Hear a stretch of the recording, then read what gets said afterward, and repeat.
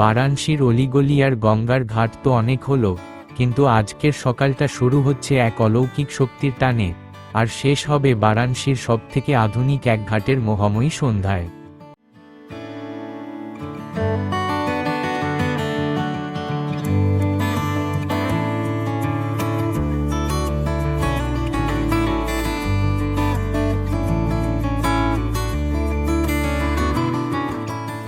নমস্কার বন্ধুরা, আমি সৌরভ। আশা করি আপনারা সবাই ভালো আছেন। এই পর্বে আপনারা দেখবেন, একদিকে বিন্ধ্যাচল পর্বতের কোলে অবস্থিত মা বিন্ধ্যবাসিনীর মন্দির, আর অন্যদিকে কয়েকশো বছরের পুরনো চুনার কেল্লার রহস্য। আর দিনের শেষে আমরা ফিরে আসব বারাণসীতে, তবে এবার কোনো প্রাচীন ঘাটে নয়। আমরা যাব বারাণসীর নতুন আকর্ষণ নমো ঘাটে, যেখানে গঙ্গা আরতি দেখার অভিজ্ঞতা হবে একদম অন্যরকম। তাহলে আর দেরি না করে শুরু করা যাক আজকের এই জার্নি।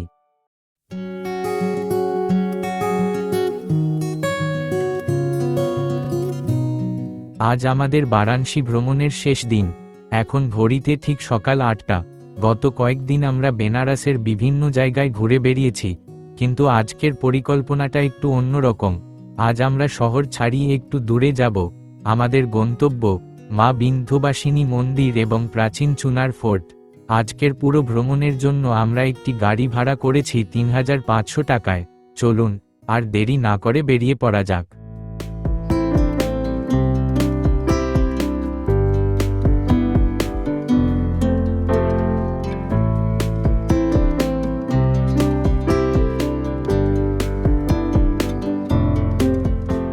বারাণসী শহরকে পিছনে ফেলে আমাদের গাড়ি এখন হাইওয়েতে। আমাদের প্রথম গন্তব্য বিন্ধ্যাচল, যা বারাণসী থেকে প্রায় 70 কিলোমিটার দূরে। পৌঁছতে সময় লাগবে ঘন্টা 2।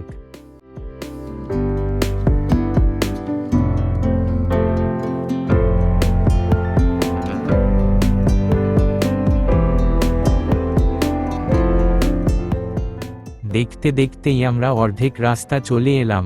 খুব খিদে পেয়ে গেছে, তাই রাস্তার ধারের একটা ধাবাতে দাঁড়ালাম ব্রেকফাস্টের জন্য।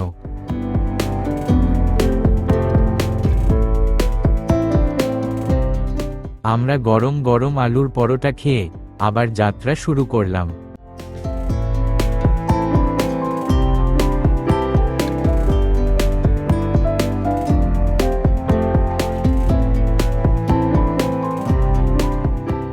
অবশেষে গঙ্গা নদীর ওপর বিশাল সেতু পার হয়ে আমরা পৌঁছে গেলাম বিন্ধ্যাচল।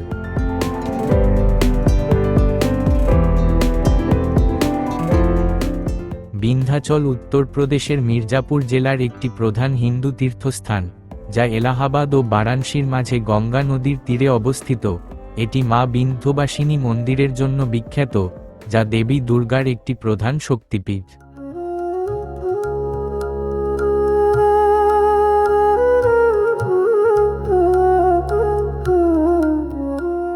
বিন্ধ্যবাসিনী মন্দিরের গেটের বাইরে অনেক ছোট ছোট দোকান আছে, যেখানে ফুল, মালা সহ নানান ধরনের পূজা সামগ্রী বিক্রি হচ্ছে। আমরাও একটা দোকানে জুতো খুলে মন্দিরের 2 নম্বর গেট দিয়ে ভেতরে প্রবেশ করলাম।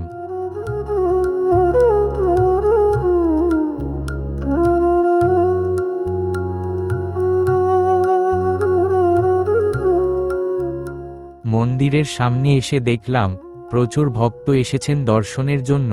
আমরাও লাইনে দাঁড়িয়ে পড়লাম। একটা কথা মনে রাখবেন, বিন্ধ্যবাসিনী মন্দির দুপুর 12টা থেকে 1:30 পর্যন্ত বন্ধ থাকে, তাই অবশ্যই সময়ের হিসেব করে আসবেন।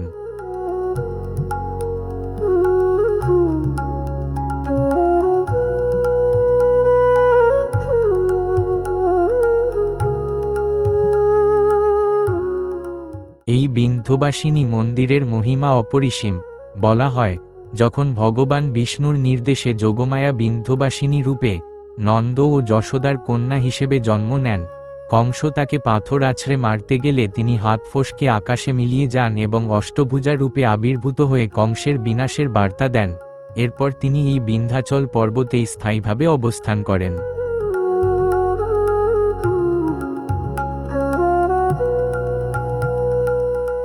বিন্ধ্যবাসিনী মন্দিরের সবচেয়ে মজার বিষয় হল, অন্যান্য শক্তিপীঠের মতো এখানে সতীর দেহের কোনো অংশ পড়েনি, বরং দেবী এখানে স্বয়ং আবির্ভূত হয়েছিলেন। তাই একে জাগ্রত বা অনাদি শক্তিপীঠ বলা হয়। প্রায় 1.5 ঘন্টা লাইনে দাঁড়িয়ে মায়ের দর্শন পেলাম, তবে মন্দিরের ভেতরে ক্যামেরা একদম নিষিদ্ধ, তাই সেই দৃশ্য আপনাদের দেখাতে পারলাম না।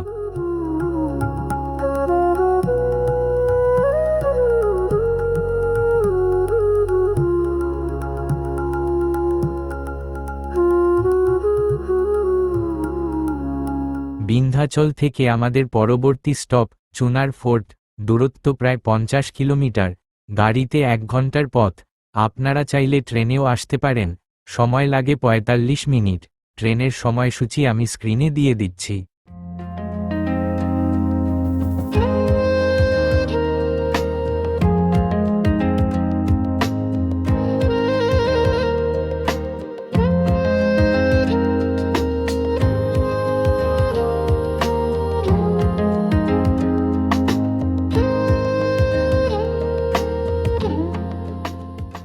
অবশেষে আমরা চুনার কেল্লায় পৌঁছে গেলাম। চুনার দুর্গ হল ভারতের ইতিহাসের এক জীবন্ত সাক্ষী। গঙ্গা নদীর তীরে একটি পাহাড়ের ওপর অবস্থিত এই দুর্গটি তার কৌশলগত অবস্থান এবং স্থাপত্যের জন্য সুপরিচিত।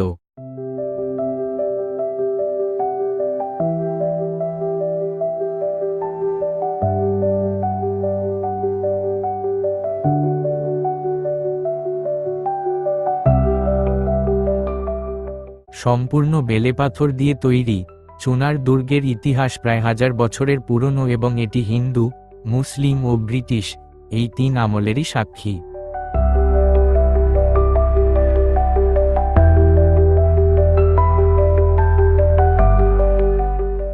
লোককথা অনুযায়ী রাজা বিক্রমাদিত্যের সময় থেকে এর শুরু হলেও মুঘল আমলে এই কেল্লাটি সবথেকে বেশি গুরুত্ব পায়।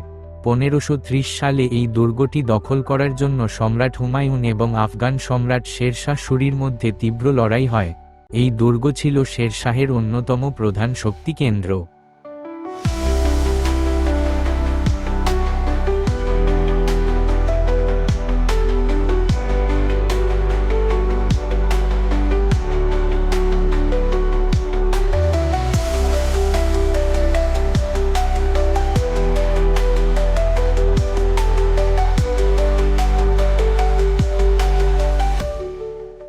আমরা এখন রাজা ভর্তৃহরির সমাধি মন্দিরের কাছে।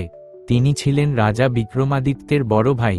লোককথা অনুযায়ী তিনি এখানে বছরের পর বছর কঠিন তপস্যা করেন এবং শরীর ত্যাগ না করেই জীবিত সমাধি গ্রহণ করেন। জায়গাটা খুব শান্ত এবং রহস্যময়।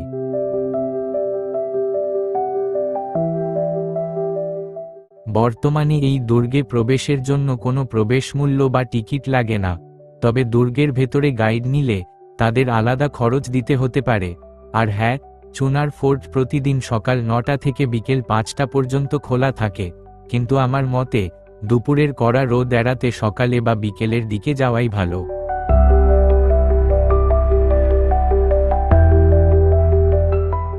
বিকেল গড়িয়ে আসছে।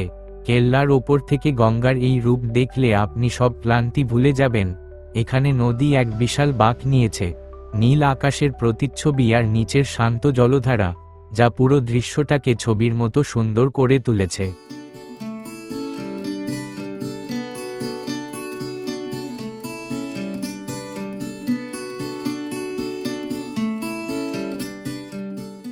এবার আমাদের ফেরার পালা। চুনার ফোর্ট থেকে বারাণসীর দূরত্ব 30 কিলোমিটার। গাড়িতে এই পথ অতিক্রম করতে সময় লাগে প্রায় 1 ঘন্টা।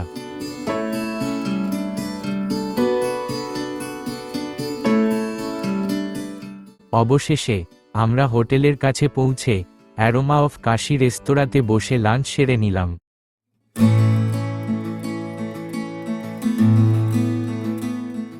বিকেল হতেই আমরা বেরিয়ে পড়লাম বারাণসীর লেটেস্ট আকর্ষণ নমো ঘাটের দিকে। একটা জরুরি তথ্য দিই, গধুলিয়া মোড় থেকে সরাসরি নমো ঘাটে যাবার জন্য কোনো গাড়ি পাবেন না। আপনাদের গির্জাঘর মোড় পর্যন্ত হেঁটে গিয়ে অটো স্ট্যান্ড থেকে 250 টাকা দিয়ে রিজার্ভ অটো নিতে হবে।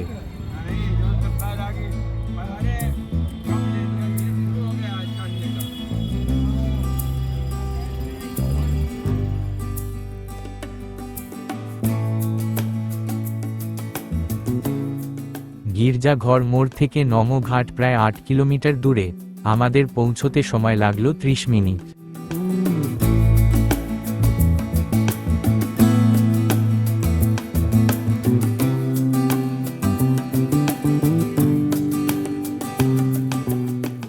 নমো ঘাটের পরিবেশটাই আলাদা।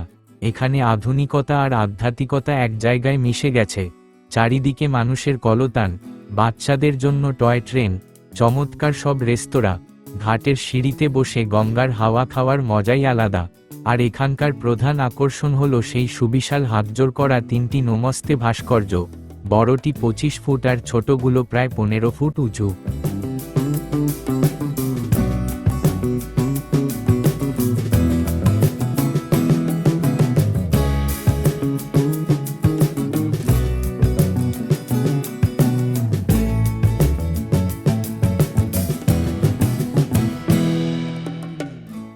সন্ধ্যা 6:30 বাজতেই শুরু হলো গঙ্গা আরতি।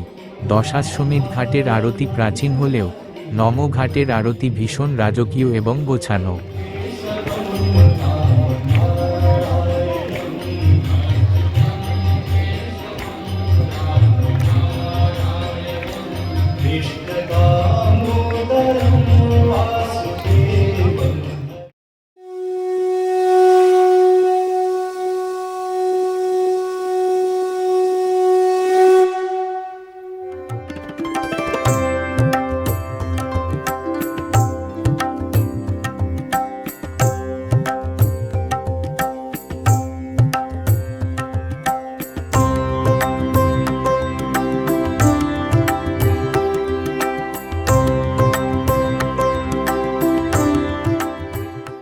বড় বড় প্রদীপের শিখা যখন অন্ধকারে জ্বলে ওঠে আর শঙ্খধ্বনিতে চারপাশ মুখরিত হয়, তখন মনে হয় আমরা এক অন্য জগতে চলে এসেছি। গঙ্গার জলে সেই আলোর প্রতিফলন আর হাজার হাজার মানুষের ভক্তি মেশানো নিস্তব্ধতা সত্যিই অসাধারণ।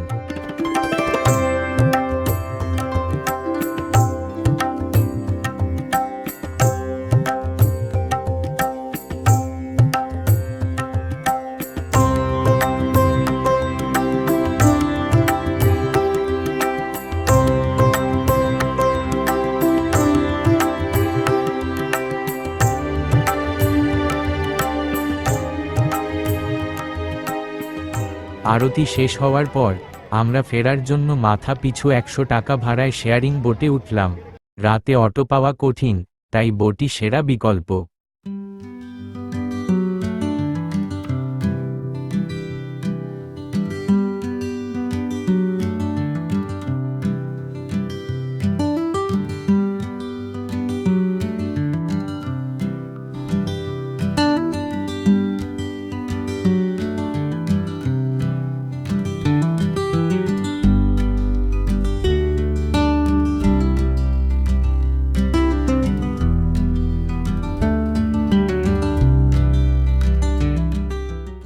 আমাদের বারাণসী সফরের এই শেষ সন্ধ্যাটি বড্ড মায়াবী।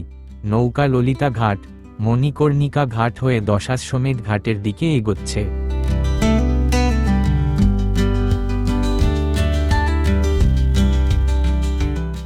প্রতিটি ঘাট যেন আলোর মালায় সেজেছে।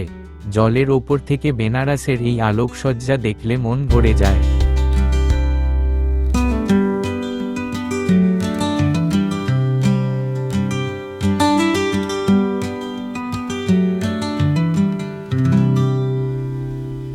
প্রায় 45 মিনিট পর আমরা দশাশ্বমেধ ঘাটে পৌঁছালাম।